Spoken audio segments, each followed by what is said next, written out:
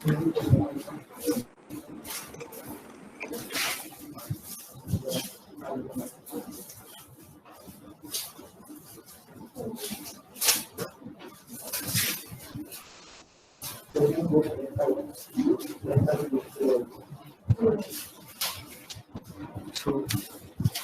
good morning, sir and ma'am. So at 10 sharp, we'll start the program, sir. So this is the fifth lecture of Chat with Champion Buddies. So before going to the program, I'll just introduce today's speaker, Dr. Kumar Raja Gadam, who has done his master's in dental surgery, MDS in periodontics and preventive dentistry from Narayana Dental College, and done his BDS undergraduation from Dharwad. And he also is a certified fellow of oral lasers and certified oral myologist and orthotopics. His passion or field of interest in pediatric dentistry is in the field of child psychology or growth modulation, lasers, cardiology, or practice guidelines, that is the marketing strategies. And today's topic, I hope you all have seen the invitation of today's program. So it's on sagittal correction of jaws in young children. So you all know that all children could be born normally or with abnormal patterns due to congenital or genetic disorders, and either it can be due to a genetic or not function, or due to the craniofacial development. So the most important is the antero-posterior discrepancies, which can be just identified by seeing the patient profile and other things like early childhood care is what we do. But close note, we may miss few things. But today's our expert speaker will be talking about the sagittal correction of jaws and highlight the importance of the early intervention for the function also in a psychological way. So over to you, sir. You can start, sir. Thank you. Sir, please unmute and speak, sir. Thank you, Vignesh. Yes, sir.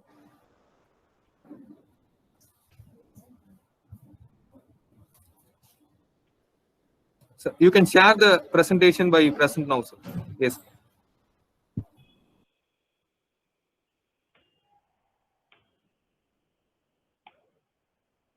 Hope it's clear now.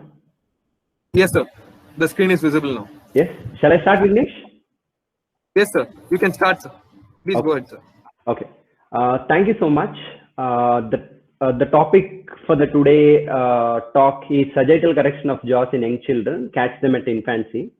And myself, I'm Kumar Raja Gaddam, and I practice at Little Mouth Pediatric Dental Hospital, Vijayawada, Andhra Pradesh. And this is where I practice. This is my little practice, and which has grown big now. And very soon we are going to my own premises, and which is almost 3 or 4 times much bigger than this. And maybe you can see one arrow mark which shown in this the right hand side of the picture. You can notice some bottles which are lying near the Spider-Man. So those bottles are, it's like I have taken it from the parents, and there is one consensus in our clinic which says that if you return your bottles, then we are going to waive off the consultation, or maybe we return the consultation back to the parent. And surprisingly, it's like I have realized of late that most of the parents have 3 or 4 bottles inside in their house. So the next time, it's like I started telling them to return all the 4 so that we'll refund the consultation. And this sign had happened almost a decade back. That was my first national conference in Mangalore. And maybe you can see it's like my favorite teachers, maybe Dr. Shruti Patil is missing here, and I apologize for that. And maybe my triad of pediatric dentistry rotated around these 3 people, Dr. Sivakumar Nuvula, Dr. Sharath Ashokan, and Dr. Muthu Murugan. And while signing this badge, he has told me, it's like, I don't know how you are now. I don't know anything about you. I want to see you 10 years down the line. It's like how you will be in pediatric dentistry. Sir, here I am, but I'm sorry. It's like you missed my lecture, and you have promised yesterday that you'll hear my lecture again.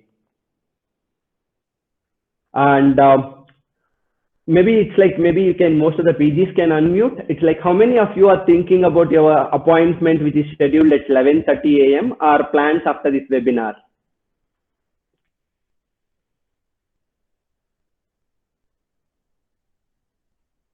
Maybe you can unmute, and it's like, maybe if you can communicate with me so that I don't be left alone here.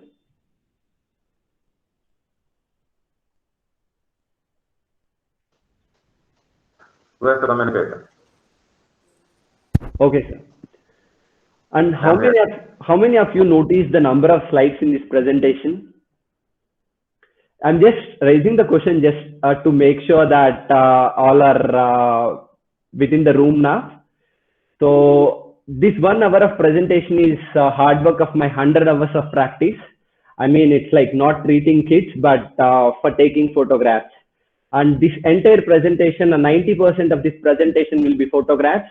And it's like, I'm sorry if I'm making bored with too many photographs, but I love personally, it's like learning through videos or maybe photographs that gives me more satisfaction than reading the theory. Because anyway, it's like I can read theory, it's like whenever it's possible for me, but it's very difficult to see me the clinical photographs. And this is how our life is.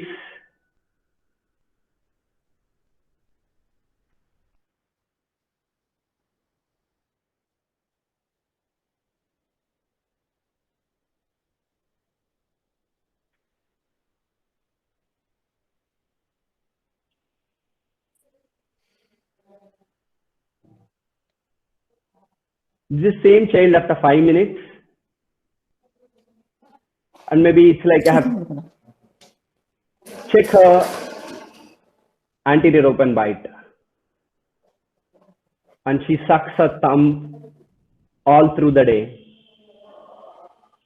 And this is a few pictures of my son. The reason why I have posted these pics of my son is because I have learned a lot from these pics, and these pics made me to learn more about pediatric dentistry.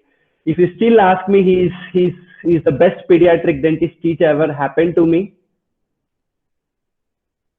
Just enjoy these pics as of now.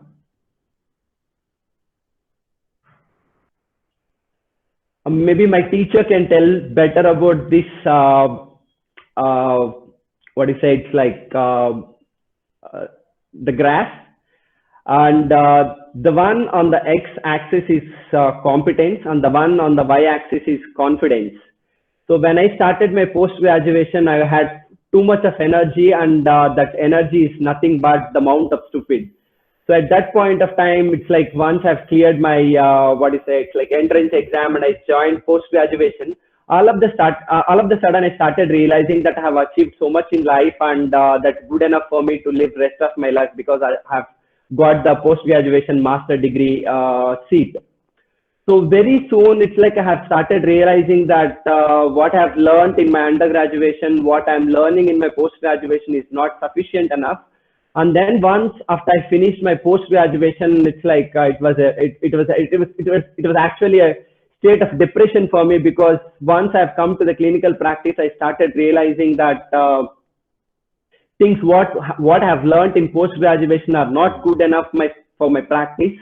So that started my inspiration to learn more and more about pediatric dentistry.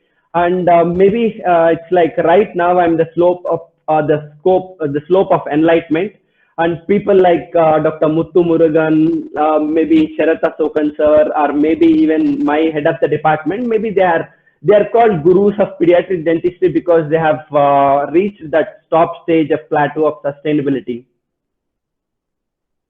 This is about Premack principle. Just remember the word Premack principle. I'll get back to this Premack principle later. And if not, just remind me about Premack principle. I'll come back to you later in my further slides. And coming to the definition of pediatric dentistry, it's an age-defined specialty that provides both primary and comprehensive, preventive and therapeutic oral health care for infants and children through adolescents, including those with special health care needs.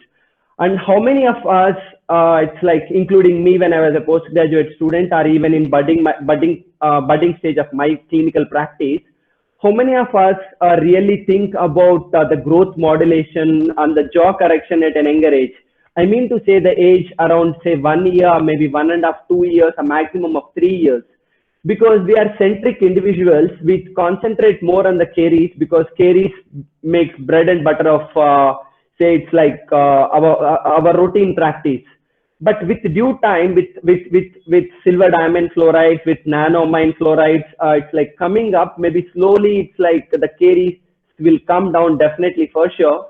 But the jaw growth modulation, it would be the next decade especially for our pediatric dentistry. And what about the optimal timing, which is nothing but how effectively we are treating and how efficiently we are treating at an younger age. These two makes huge parameters, especially while treating the growth of jaw, especially at an younger age. And my teacher, Dr. Sivakumar, he's always used to tell us this, and nature is always a better pediatric dentist than all of us, then give respect to nature. And we shouldn't go against nature. That is the single best thing what I've got from my father. Go with nature. It's like you never get any trouble. And this is just to put some questions inside your inside your mind. Why maxillary teeth are anteriorly placed when compared to that of the mandibular teeth? And why do incisors erupt prior to the molars? Is there any logic? Just think about it. If not, just mail me. It's like I'll give you an answer, or maybe you can message me. And the growth modulation we can do it in 3 stages. That is the primary level of prevention, the secondary level, and the tertiary level. And the primary level is health education and specific protection. This is we educate the parent. It's like what are the deleterious effects of thumb sucking or tongue thrusting or even mouth breathing. And the specific protection is giving supplements. It's like as early as possible, even during intrauterine life of the child. And the secondary level of prevention, that is early diagnosis and prompt treatment. And what I'm emphasizing today's lecture is early diagnosis. How early we are diagnosing and how well we are treating, that matters. And the tertiary level of prevention, is the disability limitation and the rehabilitation that we normally do. That is, let it be an orthodontic correction, or let it be an orthognathic surgery, or maybe it's like what we are doing with, it's like say correcting the adenoid feces, etc. And coming to the development, which is nothing but an interaction between the genetics and the function. And coming to epigenetics, it's how the environment signals modify the gene activity. Just take a look at this picture and assume the pencil with an eraser is a father and the bulb is a mother. And the younger one, which is in between, is the child. And the child can have a bulb, an eraser, and a pencil, and even a bulb holder. But it's up to the child. It's like where exactly he wants to utilize what he has got it from the parent. Maybe in the form of the bulb when it is required, or maybe in the form of a rubber when it is required, or pencil or the bulb holder. But here the major point is that environment decides. It's like what child want to utilize it. And this is a clear-cut example. This picture, it's like, and most of the pictures what you see here would be the pictures of my son, and me and Deepesh have got little bit of similarities because we both learnt a lot after becoming fathers. We learnt most of the things from our son because of their problems what they had developed. That is why Deepesh presented his first lecture, and he's an opening batsman. He plays cricket and he's an opening batsman, and I'm a middle order player, so I've got the number 5, especially for this presentation. This is the picture of my son's dentition. Maybe if you see, there is a lower anterior crowding, the arrow mark where I've showing there. So, and the second point that I'm not focusing on the lower anterior crowding, and just imagine I'm just putting a research question for the postgraduate students who are there.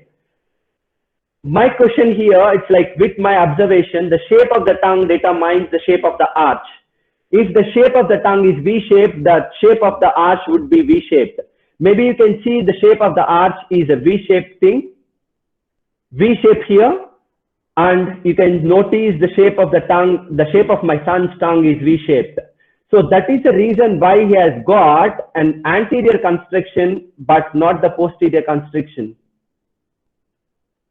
And this child is a 4-year-old and much similar to my son's age, and she is a bottle feeder and she is a thumb sucker.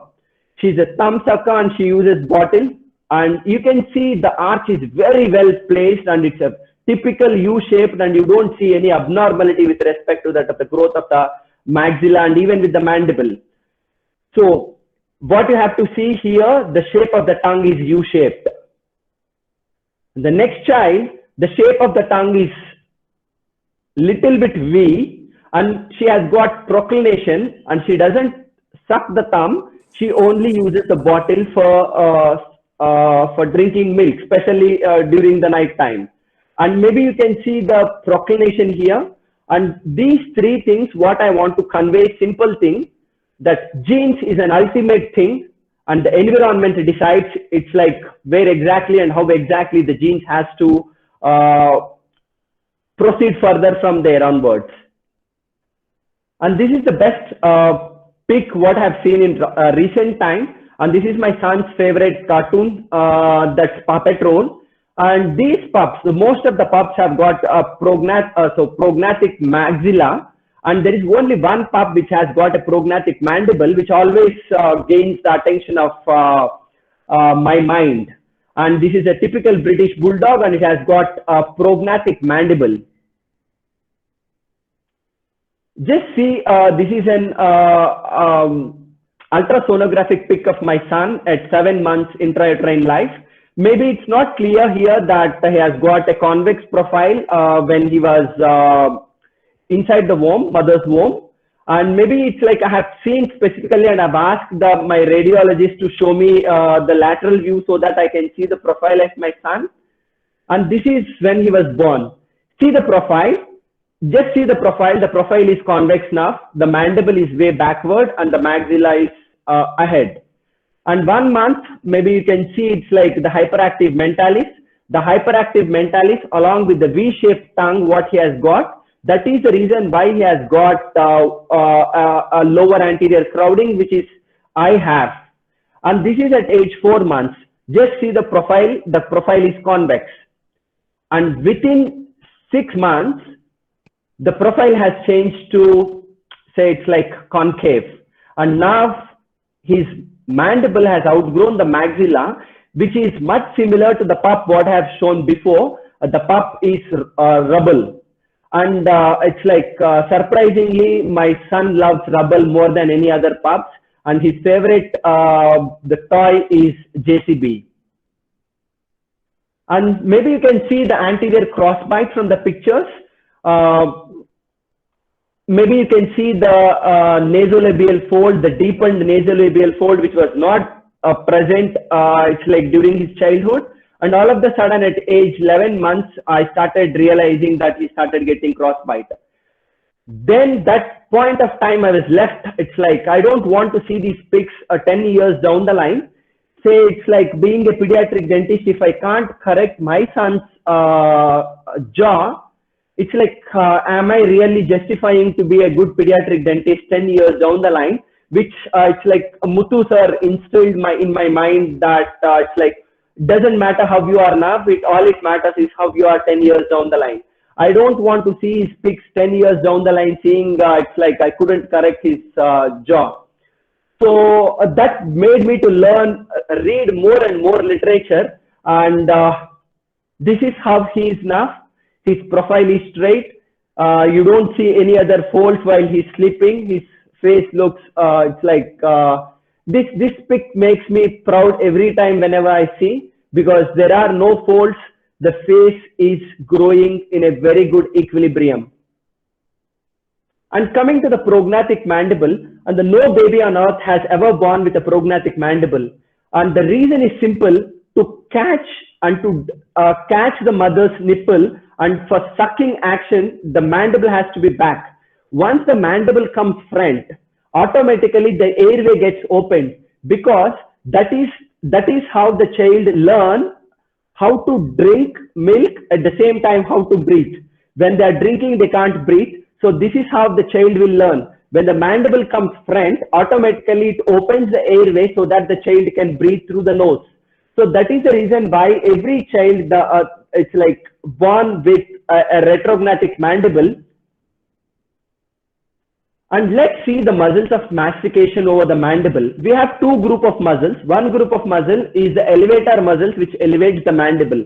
The elevator muscles, the muscles which are placed at the angle of the mandible, is medial pterygoid inside and the masseter on the outside. And these two muscles will form a sling, and the sling pulls the mandible upwards. And the temporalis muscles, which guides the mandible while closing the jaw. So the temporalis guides the mandible, and the medial pterygoid and masseter generates the force for chewing. And there are another group of muscles which are called the depressor muscles of the mandible. One is lateral pterygoid, which is the main muscle, and the other muscles are the mylohyoid, geniohyoid, and digastric, which pulls the mandible downwards. This is the muscles which are placed in and around the mandible for closing and opening the jaw. And the lateral pterygoid, remember, the lateral pterygoid helps the mandible to get the protrusive thing. If you want to move the mandible forward, then it's only the lateral pterygoid which is in the action. So how well the mandible grows? The deposition happens at the superior border, so that the mandible goes upward and backward, so that the bodily movement will happen downward and forward. So that is the reason why it's like the condyle grows and the mandible comes downward. And now coming to the reasons why the children get, say it's like a prognatic mandible, especially during infancy or maybe in the early childhood. Because there is a disharmony which is happening between the maxilla and the mandible. So the maxilla and mandible are just like wife and husband. They have to go hand in hand. So, so if there is a disharmony, it's like the problem starts happening. So it could be an acquired thing or maybe a genetic one. And genetics it's very difficult to it's like correct. And the reason is simple, because most of the times these kids have born with some other abnormalities, and which is the beyond scope of this 1 hour to convey a message for the, especially for the correction of children who are born with these disorders. And maybe if you still want to ask me, it's like I'm not a right person to talk about these disorders. Maybe it's like the best person I have seen in last, say, it's like 10 years is Gayatri Moge. The acquired things are, one is the community where I live. Say the most of the grandparents press the upper gum pads, especially during first 1 to 3 months. Because they have a strong feeling that if we press the gum pads, we don't get proclaimed teeth. So what they do is that includes my mother. When I was pursuing my post-graduation, when my niece was born, so my mother was pressing the gum pads all through the day. I've asked her, it's like, why you're doing this thing? My mother told me, it's like, if I press gum pads, she don't get a prognatic maxilla just like your sister. So this is happening right now. When you see it's like an anterior crossbite, just put a word to the parent saying it's like, did you press gum pads, especially during infancy? And the second thing is a habitual mandibular advancement and the negative reinforcement. I'm getting psychology into here.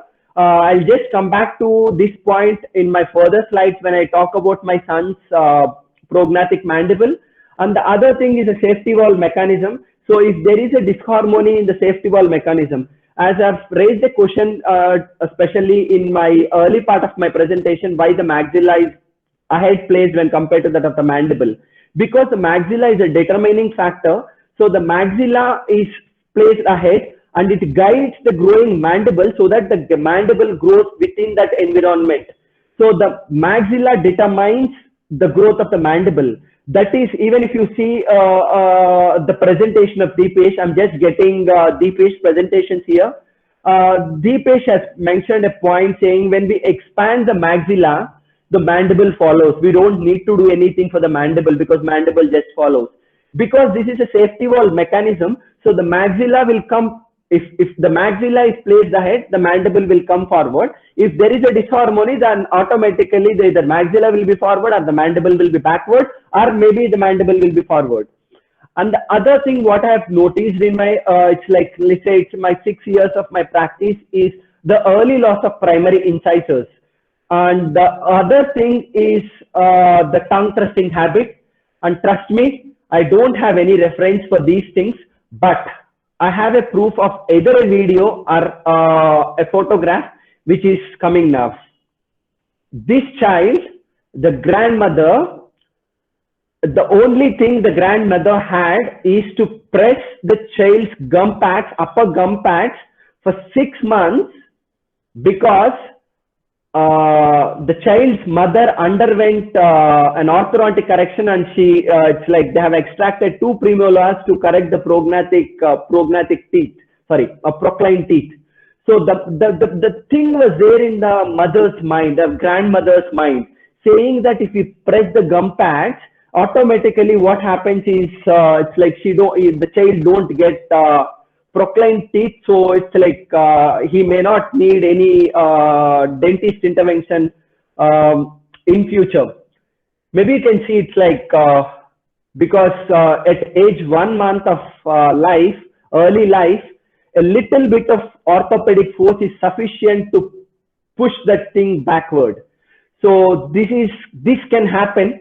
And the treatment option is planar direct PDT, that is planar direct tracks, which I'm going to explain in my further slides.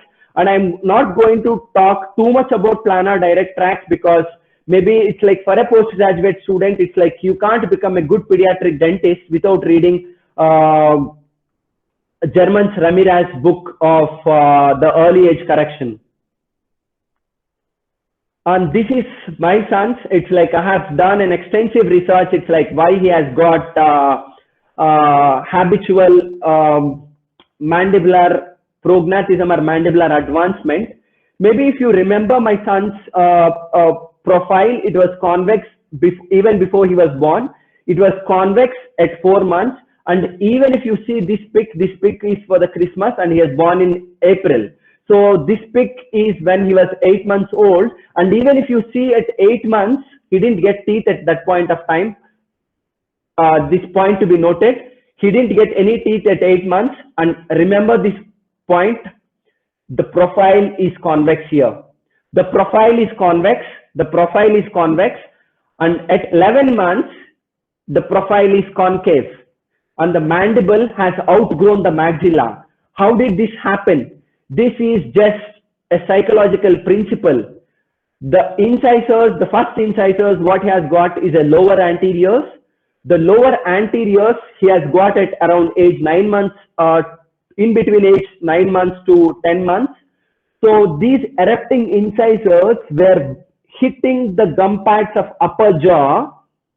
So he used to get pain. Whenever he used to get the pain, to get rid of this pain, the only option is to get the jaw forward so that you don't get any pain. This is typical negative reinforcement.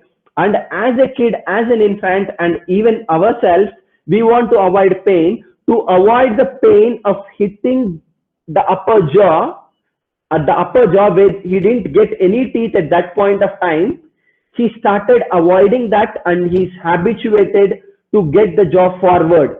And within 2 months, just imagine, I have noticed an enormous growth of mandible, which has enlightened my mind. If I can treat this for children who has got a retruded mandible, can we achieve a similar growth? And that happened to be true, because the first 1 year of life, the forward growth of mandible would be 11 millimeters. That is approximately 1 centimeters. And this is the reason why his mandible was outgrown the maxilla. And the treatment, what I have done is nothing, just give him a carrot to bite. This is the simple principle what my teacher taught me. Go with the nature. Why incisors have erupted early when compared to that of the molars? The reason is to get the mandible forward. The mandible has to come forward. That is what nature demands. That is what nature has to do. What we are doing, we are giving these children, we are giving more amount of soft diet, especially at that age. That is the reason why the mandible is not growing for that 11 millimeters what it is supposed to be. Why I have given carrot to him? If he want to bite, he cannot bite with an cross bite, in cross bite. If you bite a carrot in cross bite, the carrot doesn't go inside. The carrot comes outwards. The bite comes outwards. If the carrot has, if the minor piece of the carrot, if you want to chew or if you want to bite and if it has to go inside the mouth, then the maxillary teeth has to be front and the mandibular teeth has to be back. If it is front, the chances of getting that bite won't go to the maxilla where he has got the space, rather than the bite goes either outwards or it comes downwards towards the tongue. So just give him, I've just given him carrot, observed him. I started noticing that he started placing the jaw backwards. And here is the example. It's like, this is how we have raised him. Just give him only the natural food. And this is what the textbook, I have a reference for this, and the reference is German Remenat's textbook of the early correction of malocclusion, the early malocclusion. What he says is every child aged less than 4 to 5 years has to eat 2 vegetables and 2 fruits every day in an uncut form, not in a cut form. And for those who are, it's like, those who don't like eating more amount of the raw food, and for every, say it's like lazy thing, we have an invention. We are lazy to press the buttons, Nokia 1100. Way back in 2004, we are lazy to put the buttons. So that's why we have got, it's like a smartphone where we have cut and paste option and copy and paste option. Wherever there is a lazy thing, there is an invention. So the typical example would be, it's like, when a guava or maybe a maize can do this, we don't want to go in that way, because the guava is hardly say 3 or 4 rupees in right now, and this costs you somewhere around 2000 rupees, maybe if I'm not wrong, approximately 1800 to 2000 rupees. But it works in the same way. It's like what a guava or a vegetable does. But if you still want to practice a good thing, and if you want to practice a good advanced pediatric dentistry, maybe this is one right tool. And it's like all you need to do is just keep chewing it. And this is what I was telling, the early loss of primary incisors. The early loss of primary incisors, since there is no anterior guidance, that is the safety valve mechanism, what I was telling. So, sorry. There is no anterior guidance. The mandible doesn't know it's like where exactly is to stop. So what happens is the mandible tend to grow forward. That is the reason why these children will get, it's like a little bit of anterior crossbite. So the treatment option especially would be to provide an anterior guidance, but I am not a doctor who advise an anterior guidance, especially for these group of children who have lost primary incisors at an early age. So that would be Groper. So when we give Groper appliance, what happens is we are compromising the transverse growth of the maxilla, which I don't want personally. So what I normally do is, it's like at this point of time, it's like I ask the parent to see me. So maybe I'll give them planar direct tracks if possible, or I'll give them, I'll ask them to do the tongue blade therapy so that the teeth will come forward. And this is a tongue thrusting thing what I have noticed. And maybe you can see a picture, then I'll give you an explanation why this child has got prognathic mandible.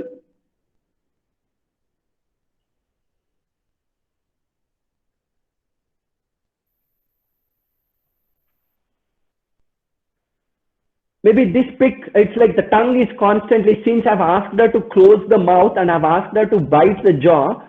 So, so she didn't open, but otherwise, if you see her normally, what exactly is happening is the tongue is trying to push the teeth downward and forward. Whenever the tongue is trying to push the teeth downward and forward, I mean, when the tongue is trying to come front, so what exactly is happening is the child is getting the tongue forward. When the tongue is coming forward, the jaw is tending to open. So the jaw is getting opened like this. The jaw is opening. Which is the muscle which is getting stimulated there? Which is the muscle which is responsible for opening the jaw, which is lateral pterygoid. Where exactly it is attached? It is attached to the condyle. So the stimulus for the condylar growth is coming because the child is utilizing more amount of lateral pterygoid. Who is initiating that? The tongue is initiating that. So tongue is pushing the jaw forward and downward. So the tongue is pushing the jaw downward. The muscle which is getting activated there is lateral pterygoid. The lateral pterygoid is getting mandible downward, sorry, condyle downward and forward. Thereby the child has got the prognathic mandible. So what I've done is because I go with nature. For me, the finding out the etiology is an utmost thing. If you want to be a successful pediatric dentist, diagnosis makes everything. Where you want to do, it's like say pulpotomy, and where you want to do pulpectomy, or where you want to save a tooth and where you want to extract, your diagnosis makes a good pediatric diagnosis, makes you a better pediatric dentist than the treatment what you provide. So here my diagnosis is tongue thrusting. So what I've done, the reason why the child has got tongue thrust is it's like though the child could able to push the tongue upward, but the tongue, she couldn't keep it in maxilla. It's like she couldn't keep it in palate. So the ultimate thing for, it's like, so if you want to practice a good oral myotherapy, so the ultimate thing is keep the tongue at the palate. So maybe it's like Deepesh spoke too much of, it's like too much about keeping the tongue at the palate. So it's like my ultimate thing here for this child is to keep the tongue at the palate. So what I've done is we have done frenotomy, and I have placed it's like say a palatal crib. So the palatal crib, so that it's like the tongue don't come forward. So within 6 months, this has happened in lockdown. This has happened before the lockdown, and this is a pic from the lockdown, and I'm yet to see this child. This child is coming this month. Maybe you can see the difference in the face. Just I didn't do anything. I've just corrected the etiology. So just correcting the etiology, going with the nature, I have got this result. And I didn't get any etiology for this child, but it's an anterior crossbite. And maybe you can see it's like,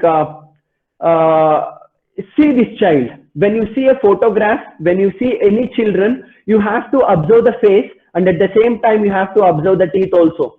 So when you are observing the face, there's one thing what you have to see here is a deepened nasolabial groove and a retruded maxilla, because the mandible and the maxilla are fighting each other. It's like which one has to be placed ahead.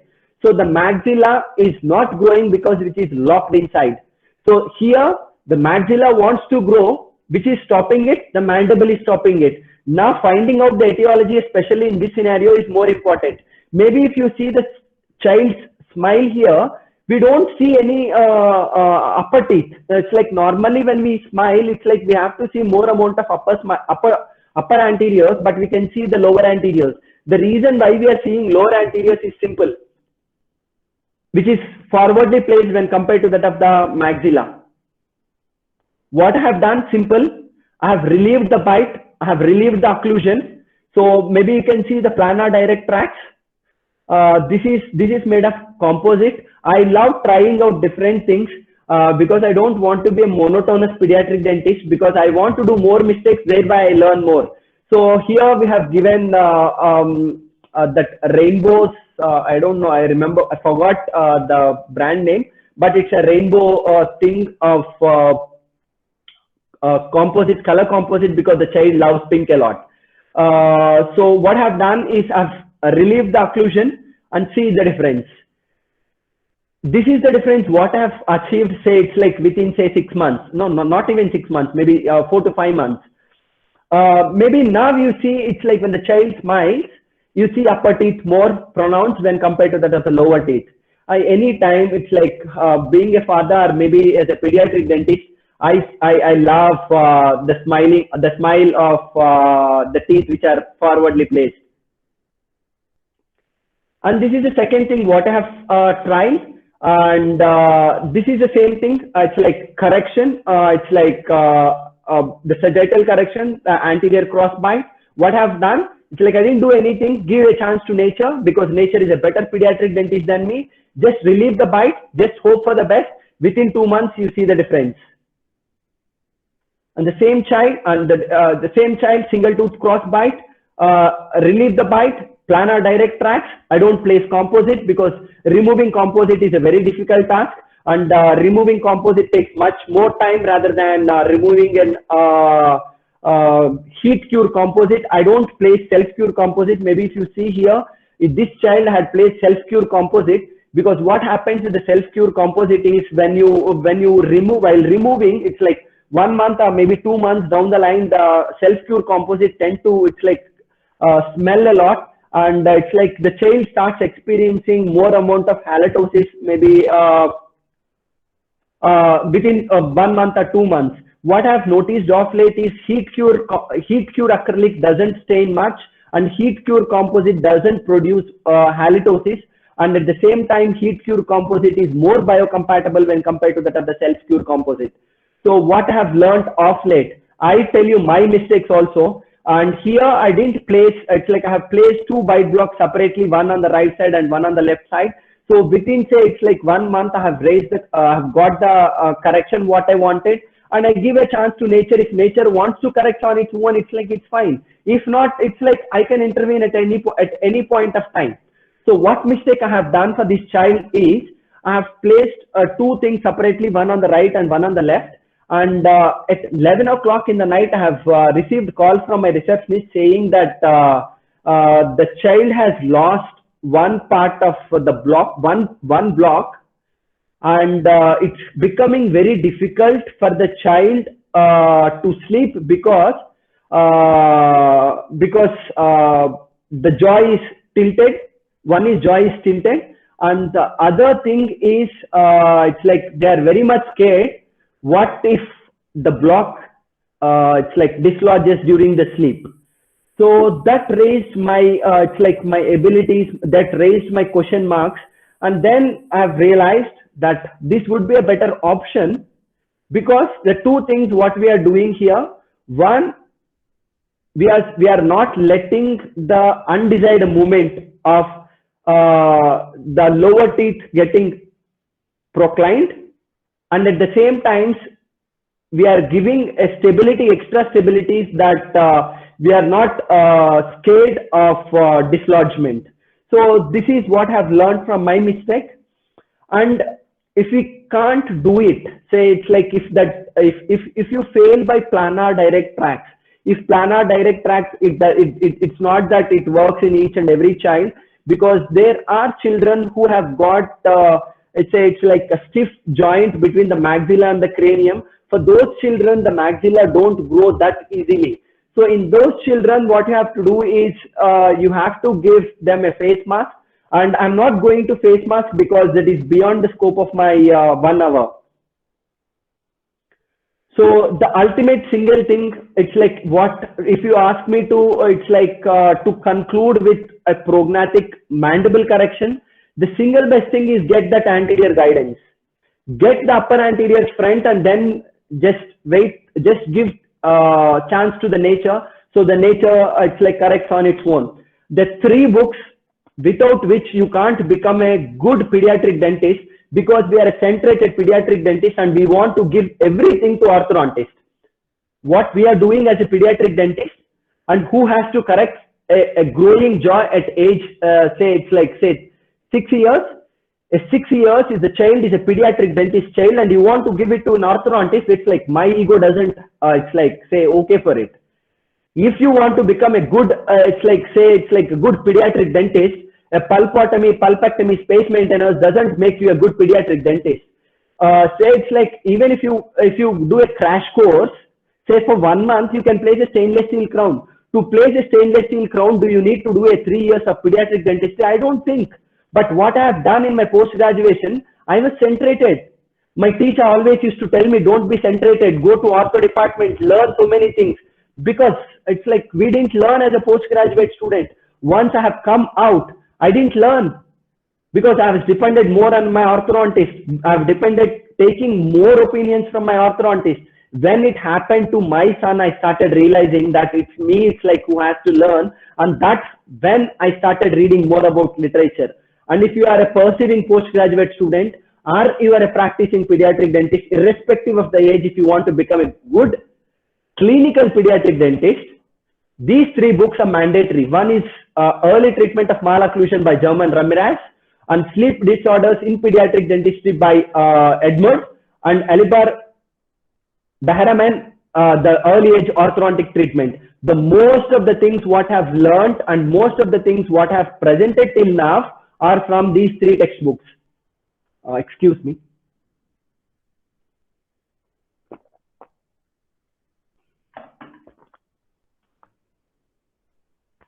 Vignesh, it's like everything is okay. I hope everything is okay. If you say okay, it's like I'll proceed with retrognathic mandible. Yes, sir. Yes, sir. You can proceed, sir. Everything is fine. Okay, thank you. Thank you, Vignesh.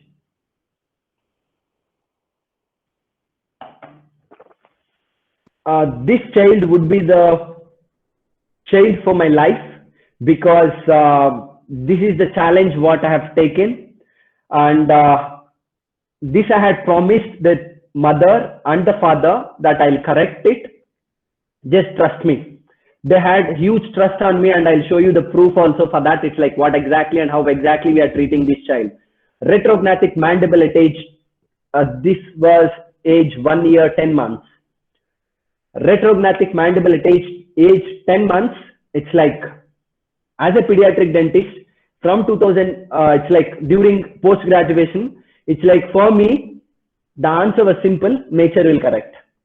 But 95% of the time, nature don't correct these type of malocclusion. Nature has its own limitation. That is why we are a pediatric dentist. Nature needs support. Nature cannot correct everything on its own. But if we support nature, nature will try to correct on its own. This is what I have done for this child. And this is how the growth of mandible happens. This is what I have learned. This is where we are centrated, that the mandible will grow downward and forward. The retrognathic mandible will correct on its own. The retrognathic mandible corrects on its own. So this is how the mandible grow downward and forward. So we assume that it happens, but it don't happen. I'll explain you why it don't happen with time. And this is just statistics, because you are more into, it's like, though I'm into clinical practice, I see it's like I see only number. I don't see more or less statistics. But I see a number. If you see from age birth to 5 years, the downward and forward growth of mandible would be approximately 3 centimeters. Can you beat this? And for approximately at age 1, approximately till age, the first 1 year would be 11 millimeters. So the total amount of growth what we can achieve in first 5 years is 3 millimeters. Can any orthodontist on earth can get a downward and forward growth of mandible at age 11 years? Can they get a 3 centimeters? No, they can't get 3 centimeters. The only thing the growth can get that 3 centimeters growth, that is the downward and forward. If we want 3 centimeter correction at age 11, the only option what we are left with is an orthognathic correction. And if you see the maturity of what exactly is happening with the mandible, at age, say it's like around 5 to 6 months, the mandible is mature only 35 to 40%, not more than that. So if you see at age 5 years, the maturity is approximately 75%. So whatever you want to correct, whatever you want to do it before you achieve that 75% of maturity. But for this to happen, we have to read more literature, and we have to see more children who have come with caries. If we be with centrated mind that we are correcting only caries, we tend to miss these points. So try to correct before age 5, and which is quite possible. And these are the two big statements what I am making in my presentation. This would be the statements of my presentation also.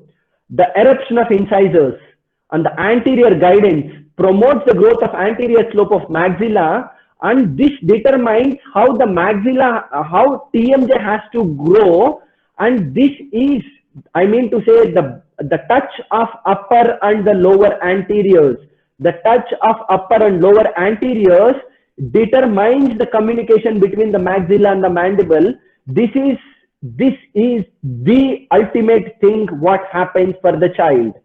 If the more communication we develop between the maxilla and the mandible through the incisors, because do remember the proprioception what the periodontal ligament has got and what TMJ has got is enormous when compared to the rest of the oral tissues. So what exactly is happening here? The eruption of incisors and the touch what we are getting with the incisors. I'm repeating again, the touch of the incisors, the upper incisor and the lower incisors determines how the TMJ has to mold within the glenoid fossa. And at the same time, it determines how to communicate between maxilla and the mandible, how the mandible has to grow in hand with the maxilla. So that is the ultimate thing. What we have to do, the single best thing as a pediatric dentist, we have to convey the parent that the child has to use more amount of incisors.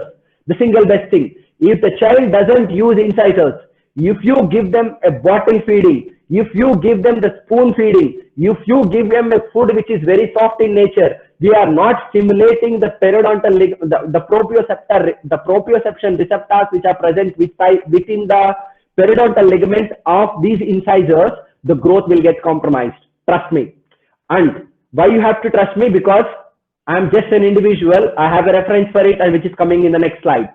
And the second thing, this is the anterior thing what I have told you. And the second thing what I'm, my second point would be the mandibular primary second molar, that is D, is the tooth for the development of the mandible which leads to the development of occlusal plane. But what we have learnt in pediatric dentistry is only the flush terminal plane. And if you see any diagram with flush terminal plane, that would be second primary molar, but not the first primary molar.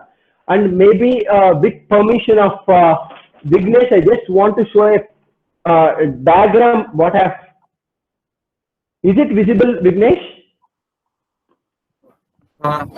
Sir, it's seen, sir, but it's not so much visible, sir. Can you move to the front? Yes, sir. It's now better than the previous one. Okay. Yes, sir. What I'm trying to, Okay, thank you, Vignesh. What I'm trying to tell you is this is the D, this is an upper D, and this is a lower D. If the cuspal, the mesial slope of upper D falls over the distal cusp or the distobuccal cusp of distal slope, then we'll get the mesial step. This is the mesial step. The flush terminal plane is this falls in the groove, then we'll call it as flush terminal plane.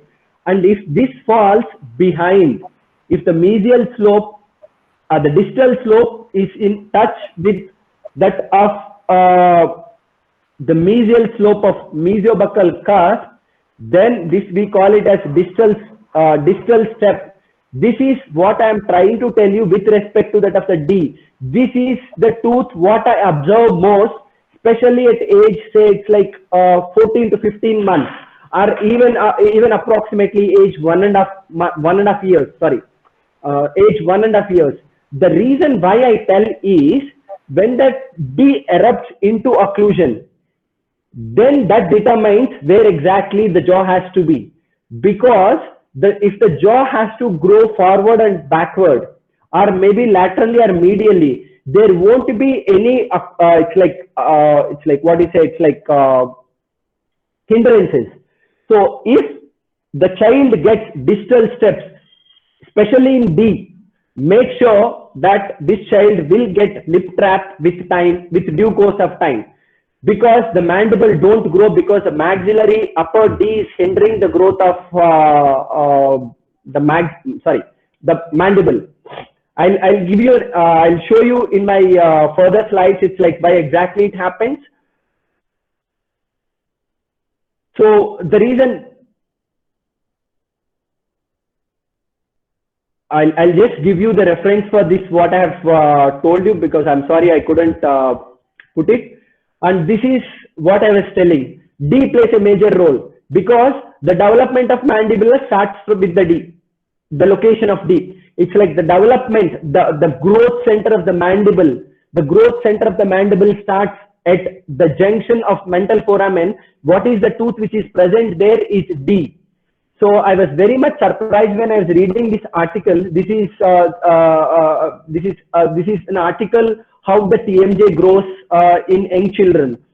So the D plays a major role, and in healthy individuals, in a non-syndromic children, so we don't see any child with a missing D. D is a single best thing what happens to the children. So the D is more important because the D here, maybe you can see at age 16 months, D plays the major role. This is where the occlusal plane develops in children. So this development of occlusal plane is a significant factor where the mandible has to slide or the mandible has to stay back there only. Maybe you can see that is what I was mentioning. This is the flush terminal plane. If you have flush terminal plane in child at age 16 months or maybe at age 20 months, then the mandible will grow downward and forward. And if the child has got distal step at age 16 months or maybe at 2 years, then the child mandible may get locked and it's like we need to intervene at that point of time. I'll tell you it's like how we have to intervene also in my further slides. And this is exactly what happens when compared to the rest of the long bones in the body. The condyle has got more adaptive capacity and the condyle has got more regenerative capacity, which is very much important. And this is the reason why it's like whatever we do with say it's like bite planes or with the Hall crown, the TMJ gets adapted. And this is what exactly happens. The more we chew, the harder the food we eat, there will be more amount of bone morphogenic protein, and at the same time, bone morphogenic proliferative regulative protein regulator and Indian hedgehog. The more amount of force we give it to the teeth, the better will be the production of these two mediators, and these two mediators stimulate the growth of maxilla, stimulate the growth of condyle. At the same time, it also determines the growth of the condylar fossa. This is the child whom I have seen recently, and he is 2-year-old, and he is yet to eat a fruit, and he is yet to eat a vegetable in an uncut form or even in a cut form. And what food he eats is only the soft food, and that is pasted in the mixie jar. And this is the operculum what I have seen, for which they had come to me. Why they have come is this operculum is there in the child's mouth since last 1 month, and since last 1 month, whenever it's like he's eating, he's getting that bleeding. Whenever they are brushing, they are getting the bleeding. They have asked me to, it's like why he's getting bleeding. So what I've done is I've removed this operculum with laser. And what I have told them is what you are doing is wrong, and I've educated them. This is the primary level of prevention. What I have told them is, if had you given a guava, had you given your child a carrot, you wouldn't have come for treatment for this problem. Since the child didn't eat good amount of hard food, the operculum stayed for a very long time. So the single best thing what you have to do is give them more amount of food which is naturally available. This is single best thing what we can give to the children. And this is what I was telling, this child I want to monitor for next 20 years. Without, trust me, it's like without any, it's like say appliance I want to, it's like not appliance, it's like I want to connect with nature. See where exactly is the mandible. The child is struggling to breathe.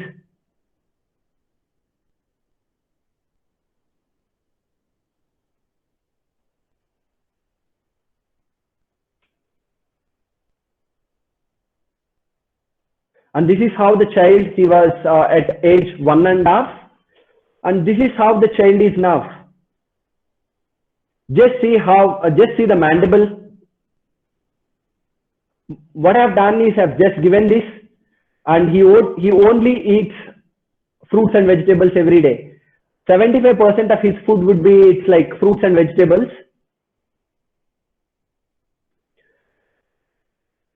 Retruded mandible, sick look, lip trap. Do we want to wait or do we want to correct?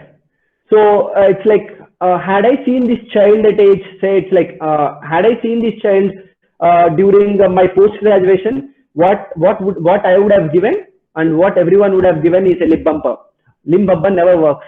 Lip bumper never works in those children who have got distal steps. I shouldn't say never, but most of the time it won't work with those children who have got distal step with respect to that of the D. It's like, don't go with what I say. You just go through, it's like with your the normal routine occlusion, what you see, just go through, then you will learn much better. This is the typical distal step. The difference, the overjet was approximately 13 millimeters if I am not wrong, and the overbite, because the lower anteriors were touching the anterior slope of the maxilla. Now the anterior slope of maxilla is hindering the growth along with the occlusion of D and even the E. Motivation through VTO. This is the single best thing what I have done. This I have presented, this most of the slides what I have presenting now I've presented in my previous presentation also. So this is VTO, visual treatment objective. I have asked the child to get the mandible front and I have taken a pic. So that is what I have told you in my first slide, that I have spent a lot in taking more photographs. This is again, the credit has to go to my teacher for having a photographic bank. And on record, and whatever the pictures I have given, I have a written consent from the parent saying that I use their pictures for my academic purpose, especially for the conferences. So it's like, this is VTO. What I have done is I have given 5 photographs, A4 size, to the parent, and I've asked the parent to keep these photographs, one in every room. So what I have done is I want to motivate a child who is at age 3.5 to wear an appliance for, it's like for a good time. So for that thing, I need good amount of motivation. With this phase, I have developed a good motivation for the child, and we have given twin block, and this is the twin block what I have given.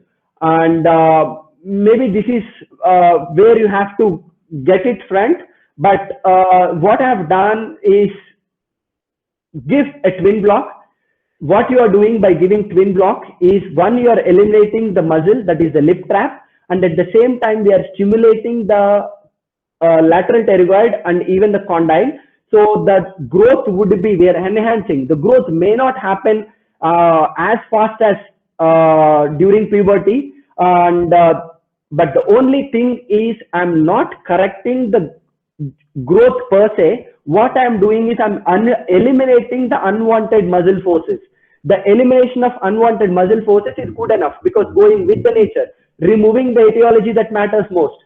So how to get, what you say, it's like the stability. It's like I'll give you with a better steps in my further slides.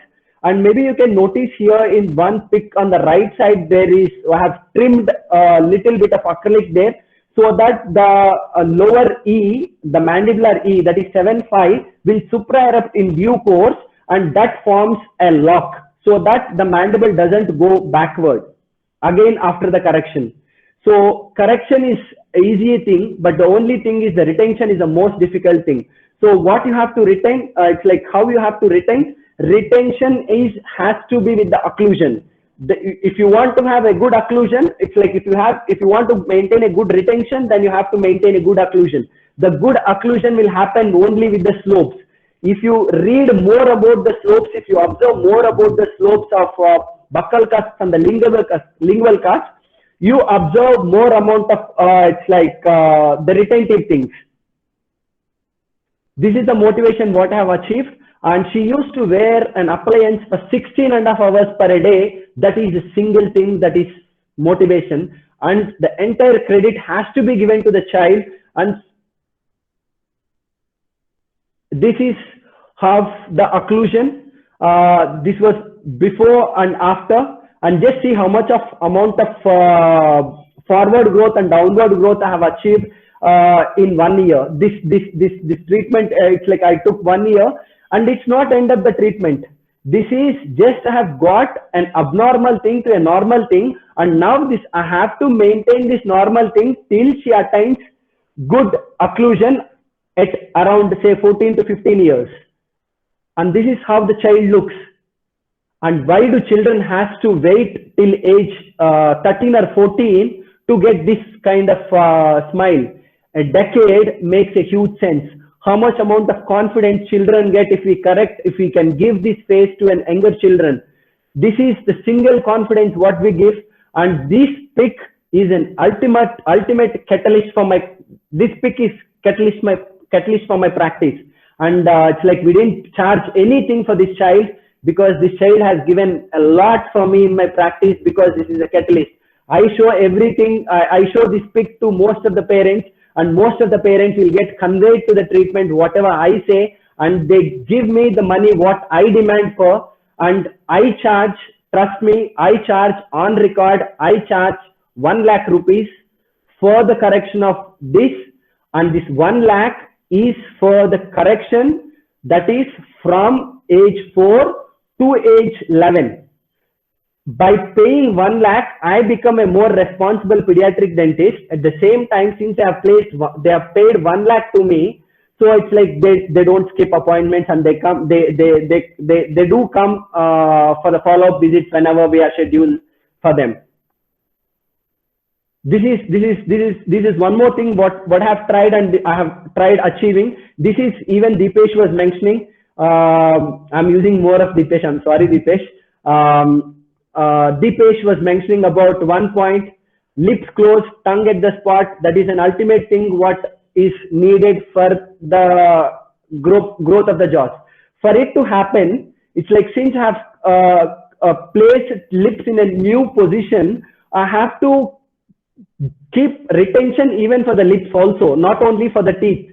So the retention thing is a myotape which is available, even it is delivered, it is getting delivered to India right now. But when this thing happened, when I've started getting myotape from Petropetric, so I used to procure from Ireland, but now it is available in Indian market also. I mean, it's like not Indian market, it's like it's available in India. This is one more child. And the last child, I didn't give lip bumper, and for this child I have given lip bumper. The reason why I have given lip bumper is, for me, if the occlusion of D is mesial step of flush terminal plane, then mesial step of flush terminal plane, then I'll give lip bumper, because the mandible will come forward. If the D occlusion is, say, it's like distal step, I'm sorry, it's like it's little it's like say confusing right now. But once you see the occlusion, say if the D of maxilla is placed ahead and the D of the mandible is placed behind, even if you give lip bumper, you don't get the mandible front. You only get is retraction of the incisors, which is not necessary. What you need is retraction of anteriors. At the same time, you need to get protraction of the mandible. That is the reason why I have given say it's like twin block for that child, and what I have given is lip bumper for this child. This child is under observation, and will come with a surprise with this child also. It's like, since I don't have a complete data of this child, so I'm just putting pre-operative photographs, because I'm saving this for my future also. This is VTO. The same thing we have done. This is occlusion, and this is the lip bumper what I have placed. And the reason, if the child is cooperative, maybe simultaneously we can give lip bumper with myotape. The reason is simple. Myotape eliminates, lip bumper eliminates the lower lip unwanted forces, and the hypoactive upper lip will get stimulated with myotape, and the upper lip generates more amount of force. So the more amount of force will get generated on the upper incisors, so that the upper incisors will get retracted, or it goes back it's like at a much faster rate. Then we can remove lip bumper very early. And this has to be the position of the tongue, and we have to remember freeway space of say it's like from prosthodontics also. Why there is a freeway space? Whenever it's like when we are in rest position, there is a gap between maxilla and mandible. Why there is a gap between maxilla and the mandible? The reason is simple. So they want to grow separately, but they want to communicate at some point of time. So it's just like me and my teacher. My teacher stays in Nellore, I stay in Nellore. I have my life and he has his life. When I go to Nellore, I meet him and then we both work together. It's like how the things were in last, say, it's like 1 month or 2 months. So this is how there is a free space between the maxilla and the mandible. So the free space will let the maxilla to grow on its own and mandible on its own. And at some point of time, they decide it's like how to grow together also. And this is how the position of the tongue. This is again from my son's armory. The tongue has to be up. And this is what I was mentioning about the mesial step and the distal step. Since most of the pics what I take or what I see would be of say what you say, it's like of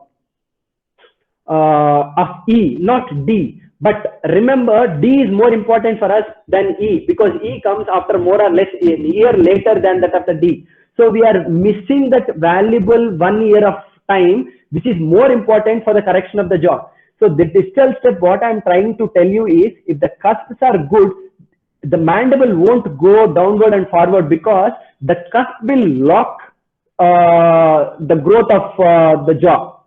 So there's one more point what I have realized of late is the cuspal height is also more important. So what we normally think is the normal growth tendency of the mandible is downward and forward direction. But if the child has got a high cuspal pattern, if the cusps are high and the grooves are very low, if the depth of the grooves is high and the cuspal pattern is high, so what exactly happens? There will be locking of mandible happens. There will be an interlocking between the maxillary and the mandibular teeth. When this happens, the mandible don't grow. That is the reason why most of the authors say by age 5 years, every child has to have good amount of attresion in their canine and first primary molars. The reason why it has to be an attresion makes a favorable thing for the growth downward and forward and even in the lateral slopes. So what exactly we are doing with PDT, we are removing the cuspal thing. We are removing the cuspal height, so that not removing, we are reducing the cuspal slope. Thereby, we are enhancing the growth of the maxilla or even the mandible. So the ultimate thing, what you have to look for the child who comes at age 5 years is not only the caries, but also the cuspal height. How is the cuspal height? How is the depth? How is the occlusion? Whether this occlusion, how can it move? It's like for it to happen, what you have to do is just take sequence photograph, send it to the parent, ask them to take a photograph and ask them to send back. So they may not come for a follow-up, but what exactly happens when they come, you have to give them, say it's like photographic consultation. I tell them, don't come, just send me a pic. If I have any doubt, then I'll let you know. It's like, then you can come. I see photograph, 90% of the time I see some other problem. Either caries will be there or some problem will be there. Maybe it's like, it's 1 year down the line. So I tell them this, there is a problem. It's like, maybe you see me once. So automatically we have created some doubt in parents' mind. They invariably come for the follow-up. And this is the compromised lower facial height. So the child occlusion seems to be fine, but the only thing is the lower facial height is compromised. The child is not able to get the jaw forward and downward. And it's like this child I'm keeping again for, it's like for my surprise. It's like we'll come with a surprise in few years down the line. What we are doing with this child is only do this exercise.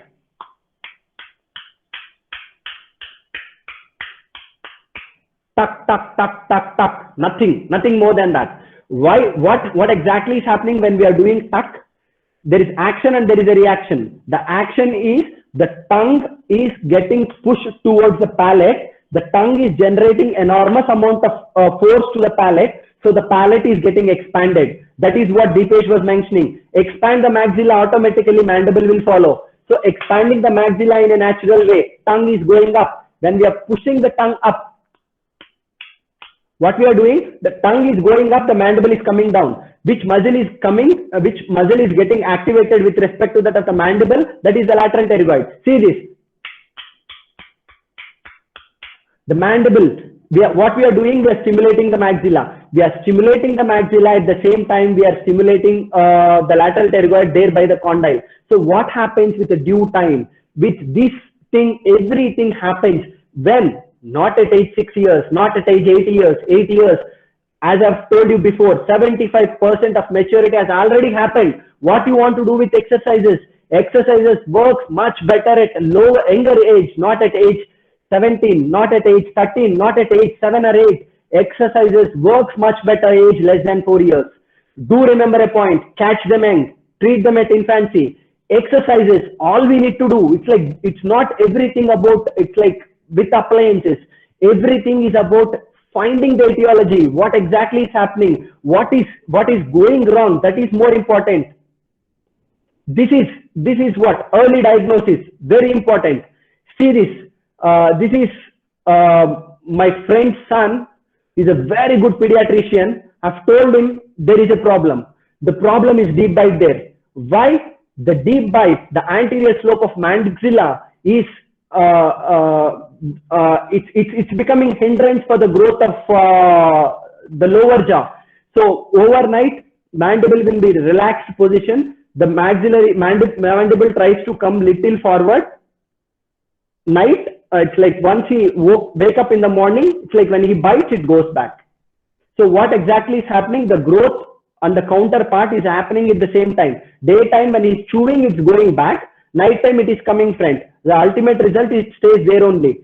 So if you see a groove here, if you see a groove, it's like lower anteriors touching the anterior slope of maxilla, just give this appliance. It doesn't cost you much. My lab person it's like charges me somewhere around, say, it's like 800 to 1000 rupees. Why we have to take photographs? See this. There is a remnant of light cured GIC which is present there. So if I want to remove the bite block within, say, 2 or 3 months, I lute with normal GIC. And if I want to keep it for 6 months, then I place light cured GIC. What I'm trying to do is guide the erupting 6 into class 1 malocclusion. That's it. Nothing more than that. Guide the erupting 6. I'll just show you. It's like how we have to guide in my further slides. I'm sorry.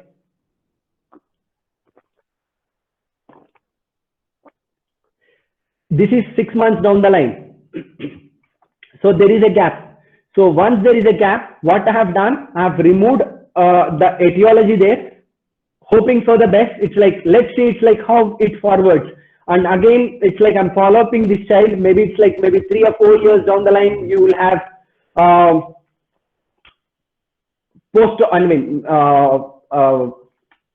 photos of the total correction. This is guided eruption. So I didn't do anything. It's a simple twin block. Did I use? Not simple twin block. This is just a mono block.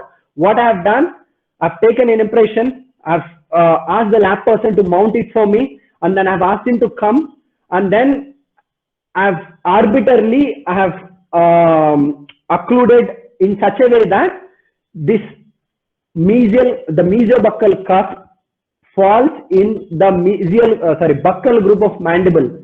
So we should get, I'm guiding this to fall in such a way that you will get class 1 molar relation.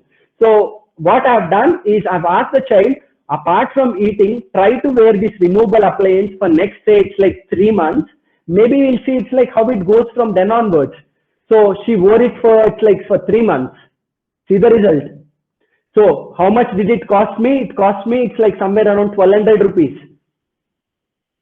Did I do anything fancy? Does this, maybe if the child needs an orthodontic correction, it's like maybe she can choose. But most of the time for me, the most single best thing is the correction of jaw is more important than that of the teeth. So teeth with proclination, inclinations, maybe it's like that's fine, but jaw corrections need an early intervention. The reason is it has a deleterious effect on the airway. One more child, say it's like same guided eruption, same thing what I'm doing, the lower right bottom guided eruption, guide into say it's like molar relation. At the same time, this is twin block, not mono block. So this is twin block. What I have done, I have placed a Hawley's plate, Hawley's retainer. So just retract, sorry, labial blow, just retract. You can see the difference between the proclination here and the proclination after correction. Maybe it's like this. There's one more thing is myobrace. This is my favorite, and this is myobrace itself is one topic, so I don't want to get myobrace everything here because I'm running out of time. And little bit of proclination if you want to get little bit of correction anterior, maybe approximately if you want to correct a overjet of 5 millimeters to 7 millimeters with a little bit of proclination upper anteriors. If the child is compliant enough, the single best appliance would be myobraces. And it's like, do we really have to wait this long? We can give the best for the children at age 13, 15 also. But if we can give this beauty at age 3 years or 4 years, just imagine how much amount of health we are giving to the children, and just imagine how much amount of beauty we are giving to the child, thereby it's like how much amount of confidence they get invariably. Maybe just see it's like amount of confidence what they have, what you can see in post-op photographs.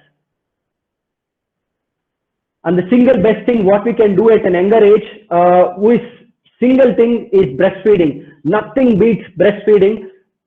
If you don't breastfeed your child, then chances of getting protruded maxilla and the retruded mandible is very high. This is from a systematic review and a meta-analysis.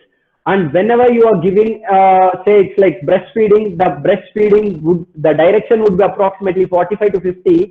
The reason why it is 45 to 50 is, one, it's the easy flow of milk. And the second thing, it's very easy for the child to breathe easily through the nose. Thereby, it enhances the growth of the mandible. The childhood triad, breathing, swallowing, mastication, if these three are proper, then automatically the child will have, say, it's like, say, good growth. So the breastfeeding helps the masticatory muscles to grow and develop in a right tone, because most of the maturity happens age less than 5 years. So from 5 to 11 years, there is, say, there is a lag, little bit of lag, or maybe there is little bit of, say, it's like plateau. And from again, there is a growth. That is what Scaman's growth curve says. The Scaman's growth curve, if you see, it's like there is an accelerated growth, and then a flattering thing, and then there is an accelerated growth. Being a pediatric dentist, don't think too much about the growth, what's happening at puberty. Think about the growth which is happening in first 5 years of age. And by 3 to 4 years, the child will learn how to chew the food, and that is the single best thing for the development of the jaw. If they don't learn by age 4 to 5 years, then automatically, mark my word, the mandible is matured mostly, and you don't do a good amount of correction afterwards. And the overjet and overbite is approximately has to be 1 millimeter by age 4 years, and not by it's like it shouldn't be more. And we have to see attrition by age 4 to 5 years. The more amount of food we give, fiber food we give, the more amount of muscle fiber we develop. The more the muscle fiber, better would be the growth of the maxilla and the mandible. That is what we have learned from functional matrix theory. Melvin Moss, functional matrix theory. It's like this. It's like what you have to learn: improve the function, increase the function. Virat Kohli, the single thing. What makes Virat Kohli different player when compared to the other people is only the attitude what he spends for maintaining the say it's like physics is more important for him than everything else. So there's one person, it's like if you want to remember, it's like it's Virat Kohli. Use the muscle more. More you use, the more muscle memory you develop. The more muscle memory, better will be the growth and development. This is just skipping the slides. It's like more you use, the better will be the growth of the mandible. So isn't the disease of civilization double row of teeth? Why we are getting double row of teeth? The reason is simple, because we are not giving a good amount of fibrous hard food, and including ourselves, we eat more of soft food. This is an unpublished data why these generation kids are not eating too much amount of harder food. Is majority of the parents are feared. So because they have, the love what I show to my son is much more when compared to that of what my father used to show it on me. It doesn't mean that my father didn't love me, because what we express now, what we spend now with our generation children is more, for a longer time than compared to that of our parents. The fear of aspiration into the lungs is main thing, because if you give a guava, what if it swallows? Because it never happens, because we are not teaching the kid. We are not giving the kid at an younger age. That's the reason why we have this fear. The children may not bite the hard food till they get molars, but it's absolutely, false. The children, my son used to eat entire carrot, say 10 centimeter carrot with only incisors, not even with the molars. This is where we are now. This is the disease of civilization. Open mouth, thumb sucking, not eating harder food. That is where everything going wrong. And what all I have presented, I'm not into academics. I'm only into, say, my clinical practice. Midnight, 3 o'clock, early morning, festival time. If I want to send, if I want an article, the single go-to person is sir. It's like he was my, catalyst. He was my initiator. He is everything for me. He is the only reason why I'm here. And he is the only reason why I'm shined in my pediatric dentistry. It's like he has seen me, my Duncan Kruger effect. Maybe he has seen my, my attitude, how I was in my post-graduation, how I was just finished, especially after I finished my post-graduation, how frustrated I was, and how I am now. It's very difficult for me to, assess how I am right now. Maybe he's the right person to judge me. And Muthu sir has challenged me. It's like, I want to see you, how you are 10 years down the line. So maybe you are the right person to judge me, because I am at, at birth or maybe at infancy, when you have seen me in 2011, SRM, that was my first lecture, what had happened at SRM, that was by Sharath Asokan sir. And here I am now, and you can tell me, where I am now, whether I'm in a preschool stage, or maybe early childhood, or maybe at puberty, or maybe I have reached adolescence. It's up to you to message me, and this message is for you. And I'm very sorry for what had happened for you. And stay strong, sir. And thank you so much for the opportunity what you had provided me. And thank you so much for the trust what you had on me. And it's there is no better person than my child. And his name is Prahan, and I call him Coffee. And he doesn't like the name Prahan, and he loves being called as Coffee, because I love coffee. So it's I have named him Coffee. And I have learned most of the things in my life through him, and he will become a better person than me, and a better teacher than me, and a better cricketer than me. Deepesh, I'll share a photograph and a video also. It's how well my son is getting trained. And thank you so much. Maybe it's wrong on my side if I don't tell a few people's name.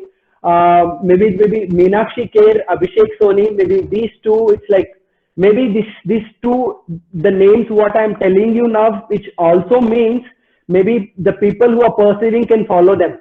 Meenakshi Kher and Abhishek Soni. I have learned. It's how to document. I have learned from you. It's how to take photography. Sanchit Paul, Milin Shah, Mihir,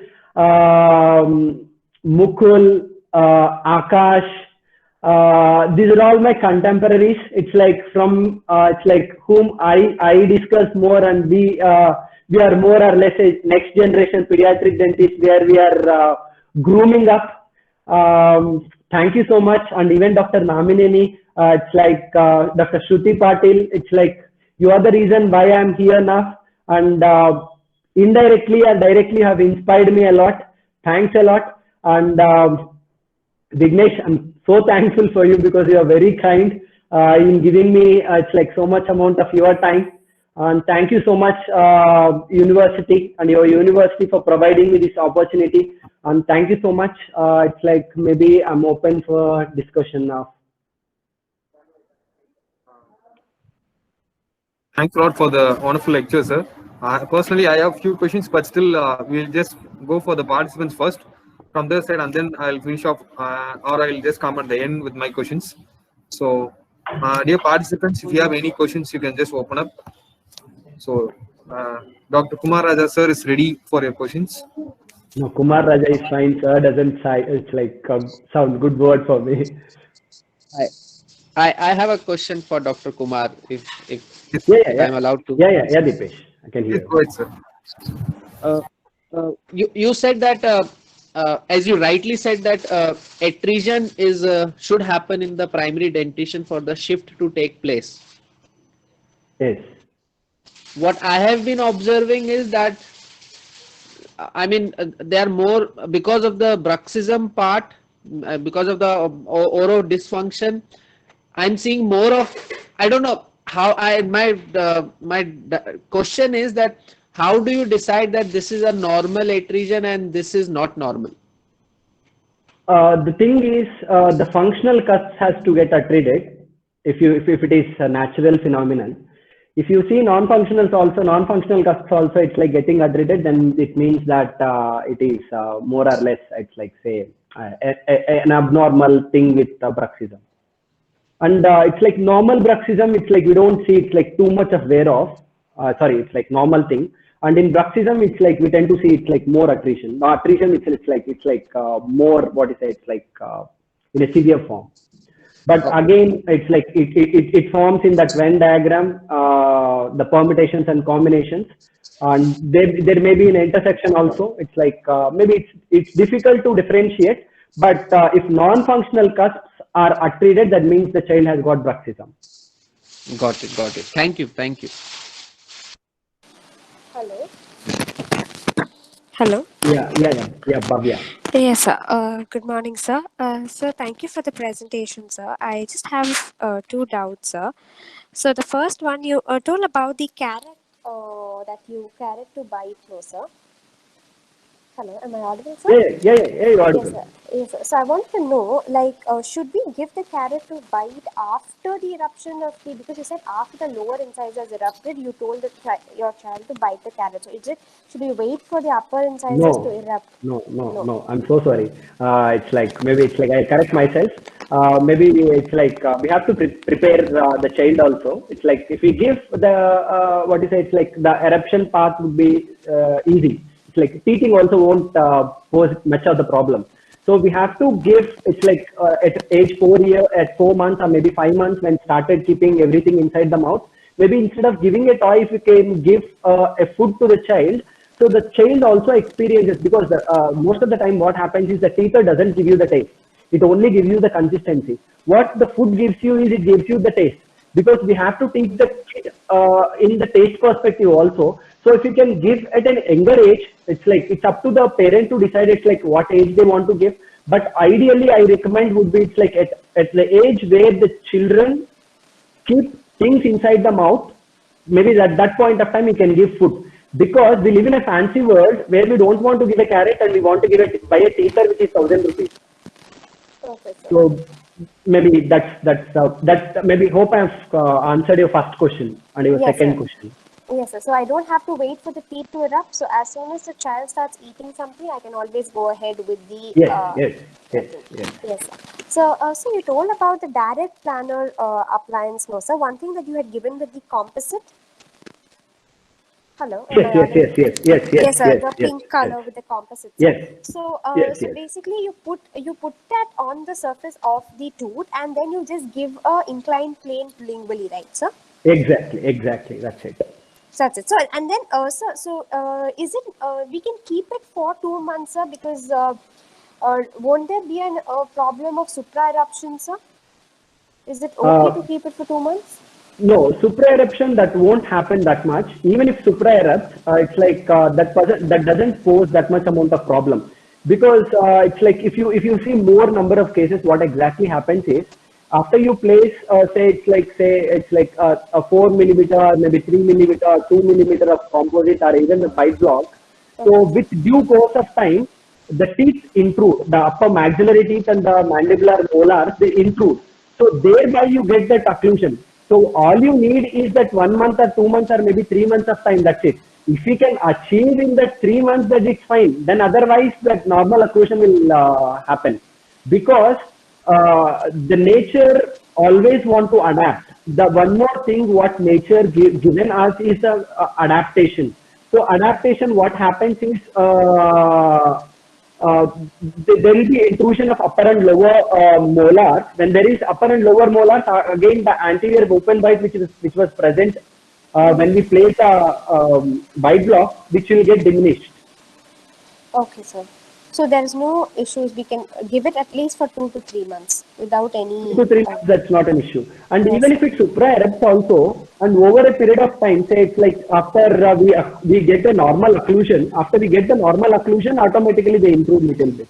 Okay, So okay, sir. that won't pose any problem. Problems. Okay, sir. So, would you prefer a direct planar track appliance or the one with the acrylic, sir? Like the one which is given to lab or the composite one? So, which one do If you feel if is if a if, better? if child is cooperative, I'll give composite. If I feel the Okay, sir. child can open the mouth say for half an hour or 45 minutes, I'll give composite. If I feel the child is cranky one and it's like she won't let me to do composite for it's like for that long, it's like I prefer heat cure. And trust me, it's like off late I stopped using composite and I'm using more amount of Heat cure. heat cure acrylic. The reason heat cure acrylic is it's like once I remove it, I'm getting the normal occlusion, which I actually want. Okay, sir. Yes, sir. Because the composite you might have to, by removing the composite, we might have to remove some amount on the teeth, sir. Yes, yes. And we can't, it's like it's very difficult to make that natural contour. Yeah, yes, sir. Yes, sir. Okay, sir. Thank you, sir. Thank you very much, Okay. sir.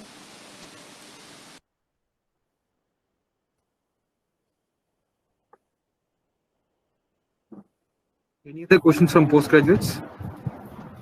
Sir, I have a small doubt regarding cross bites, anterior cross bites. So, will the cross bite correction, single tooth cross bite correction, can be done with posterior bite tracing, sir? Yes, it's like pediatric dentistry is nothing but find the etiology, remove the cause, automatically it's like everything happens on its own. We don't need to do anything. Just unblock the Hi, it's Kumar. like occlusion. Can I have a question? Yeah, yeah, yeah. Yes, Dr. Sharanya. Saranya here. Yeah, yeah. Hi, Sharanya. Hello. Yeah, yeah. Hi, Sharanya. Hello. I can hear you. Yeah, yeah. I can hear you, Sharanya.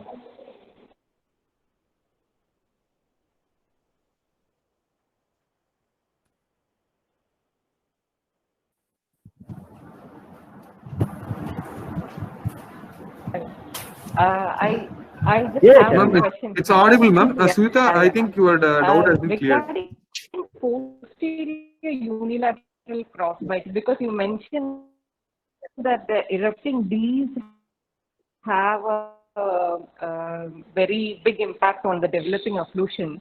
The developing posterior unilateral crossbite, is there any Absolutely yes. Absolutely yes.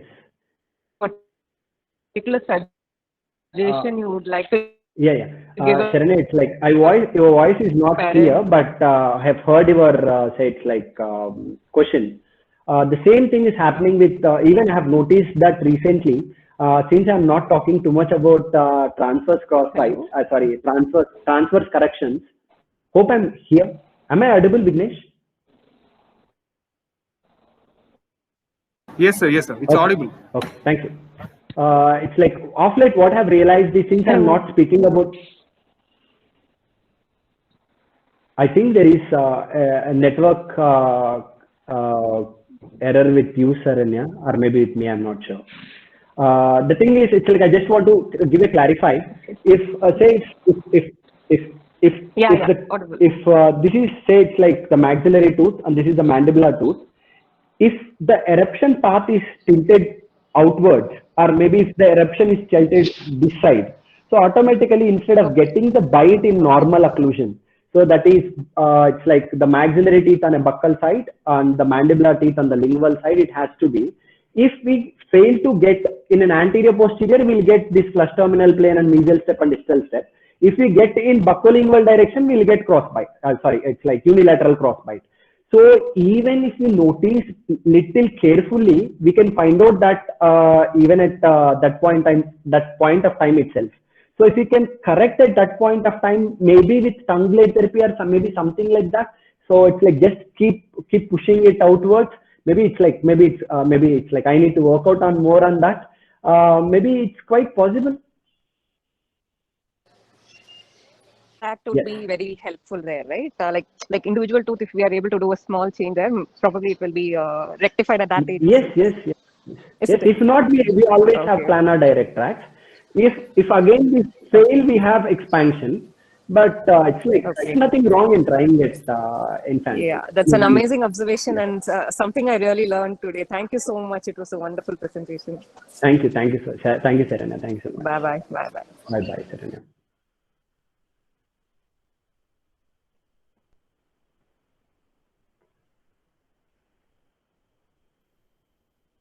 Dr. Abhinami, you want to ask any questions to sir?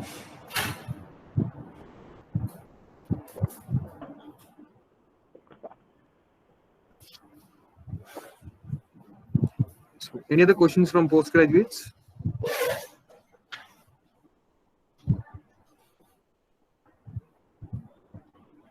So, a kind request to all the participants. I just share the feedback form link in the chat box.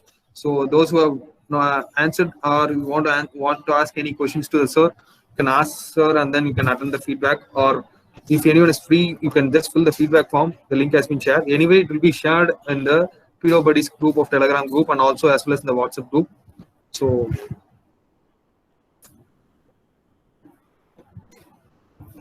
I think no questions from the participant side, sir. I'll just ask my question.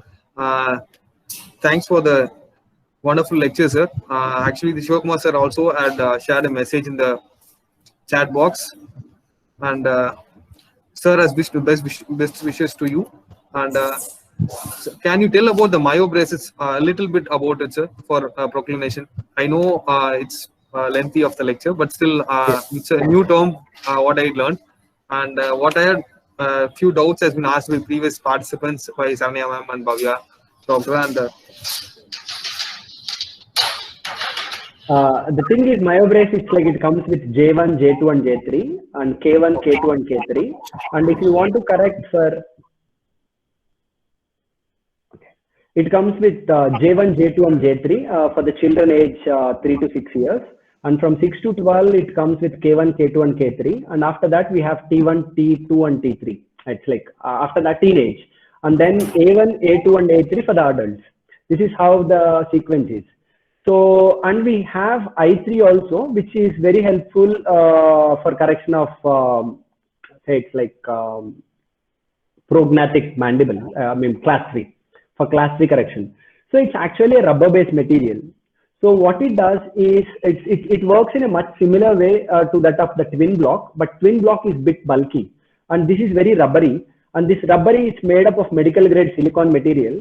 And all we need to do is just keep it in mouth so that it's like the rubbery thing will get the jaw forward.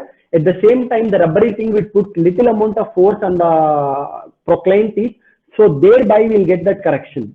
So it's just like a rubber, just keep it in the mouth. And then we have to do certain exercises for that. And it's like it has some advantages and disadvantages. If the child is compliant enough, then it's like good thing. And for the lower anterior crowding, what my son has, and maybe it's like maybe 5 years down the line, you'll see it's like my son with correction with myobraces, because I have J1 in my it's like in my house, and he's already been handed over to my son because he's playing with J1 as of now. And maybe very slowly, it's like maybe once he turns 4.5, maybe 5, it's like I'll give him myobraces. It's nothing but it expands because it has inherent capacity to stretch outwards, and at the same time it can put pressure on the teeth so that the teeth goes little back. So it's a commercially available thing, and there's a dealer by name Jagannatha, and it's like he has been it's like supplying me since last 4 years, and it's a very good appliance. But the only problem is with the compliance, and the second thing is when they bite, it's like it tends to tear off. It's an expensive thing when compared to that of Twin Block. Twin Block is much cheaper one. Yes. Maybe it's Good like talk.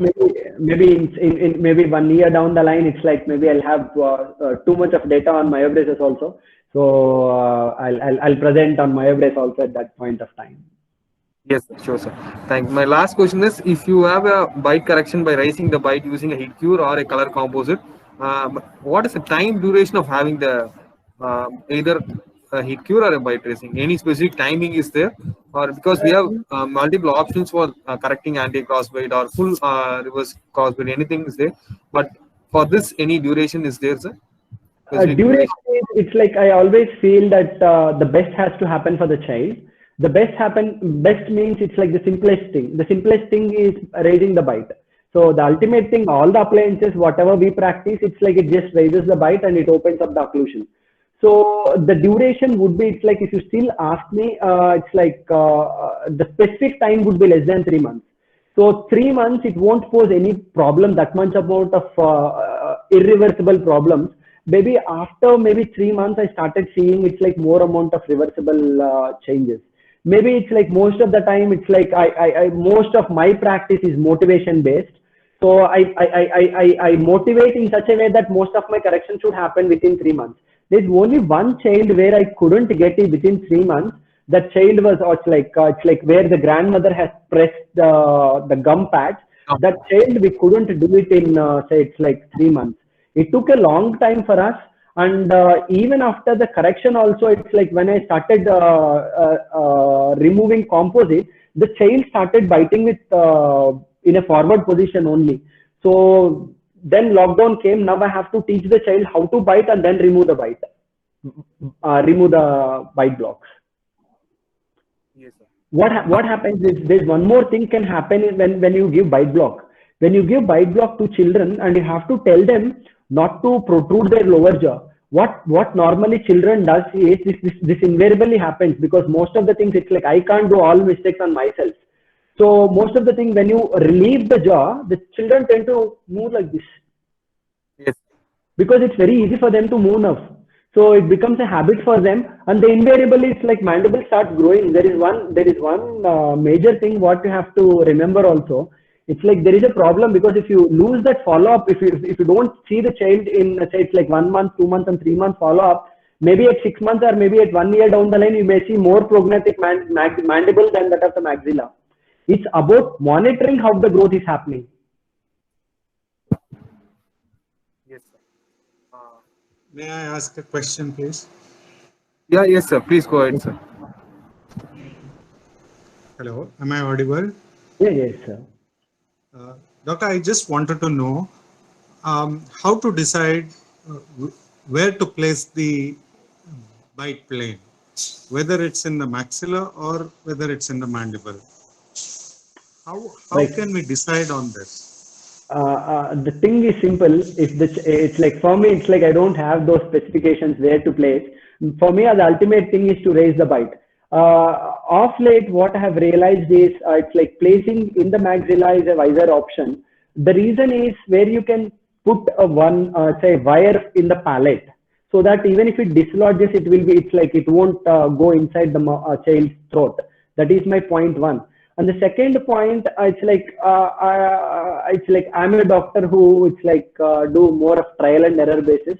So I ask the children, it's like placing the mandible is easier, the maxillary is easier, the mandibular is easy for their compliance purpose. Most of the children choose maxilla because there is no tongue movement, because it's if you place in the mandible, the hindrance of it's like The tongue movement hindrance may happen, but if you place in maxilla, the hindrance may not happen. But I don't have any literature support saying that where we have to place, and the ultimate thing is like the clinician has to decide it's like where exactly to be placed. Thank you, doctor. Okay, welcome.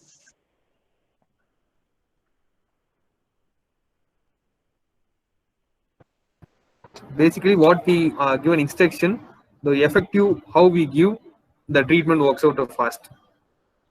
Similarly, Yes. how Yes, we should know. We should know the problem there. Our eyes should see the problem there. It's not that every time that we see it's like an abnormal thing, but the ultimate thing is for a pediatric dentist to determine, to differentiate between a normal and an abnormal thing. So what makes it like my mentor always used to tell me, it's like if you know what is normal, then abnormal things you tend to identify very soon. But a good doctor tend to identify at an earlier stage when compared to that of the other counterparts. So identifying the problem is more important than correcting. true, sir. So the last question from Dr. Kavita ma'am. She's the organizing chairman of this program too. And Hi, ma'am ma'am. has Hello, asked, ma'am. ma'am has asked the question in the chat box: is what's the best age to initiate the treatment for a crossbite, either for retracted mandible or the prognathic maxilla from an infant or toddler stage? No, First it's question. like for me, it's like what I have learned from Dr. Shruti Patil, Beliyosiri Molakeyalli. This is actually a Kannada word. Beliyosiri Molakeyalli, which means that the growth of any tree lies in the seed. So it's like the early we correct, the better would be. It's like it's up to the compliance of the child. It's a compliance of the parent. If the parents are compliant enough, then we can try at an younger age. But at the same time, the single best thing is not to do any harm to the child. As long as we are not doing any harm to the child, if we can correct at an younger age, that's an ultimate thing what we can give for the child at an younger age. Yes. The next question is: what are the factors to be considered when if you initiate treatment for retrograde or crossbite or reversate or a prognathic maxilla? Factors to be considered. Factors in the sense, it's like the single thing what I do is if I have any doubt with the growth, exactly how exactly is happening with the child, I'll ask this parent to sit outside, because we live in an era where everything is available on phone. I'll ask them to make a folder of 10 photographs of age 1 month, age 2 months, 3 months, 4 months, and then age 1 year, 1.5 year, 2 years. I ask them to get a pics of everything, and I put it on my laptop or maybe phone, and then keep observing those photographs. It's like how child was growing from age 0 to age, say it's like 2 years or 3 years or maybe 4 years. So this gives us a clue. It's like what exactly is happening, where exactly the lacking is happening. It's like maybe you can see from facial view and one from the lateral view also. It's like we live in an era where it's like parents take it's like pic every day. It's like more or less it's like every parent takes one pic of their children every month or every week. So we do have a pic every month. So it's like keep observing sequentially. This is how we have to learn. Observe sequentially over a period of say 3 years. So automatically, so for approximately say it's like for 3 years or 4 years, we'll get to know it's like the problem is with the maxilla or the mandible. Accordingly, we can decide it's like what can be done for that child. Yes, sir. We have cleared the doubts. Hope we start with the clinics. We may develop a few more doubts to contact you, I think so. So we may start the new treatment of bite raising and other things in the clinical practice, what we do from regularly. Definitely we will rise, I don't know about others, but definitely I will get many doubts. So I'll start doing the new treatment or anything. But that's how I think we can develop the new things, and then we can start trial and error. Hope we start soon with our department PGs and also myself in the clinical practice. So last but not the least, just I'll share the certificate for the appreciation. I'll just present the screen, sir. With your permission, I'll just Yes, present. sir. Yes, sir.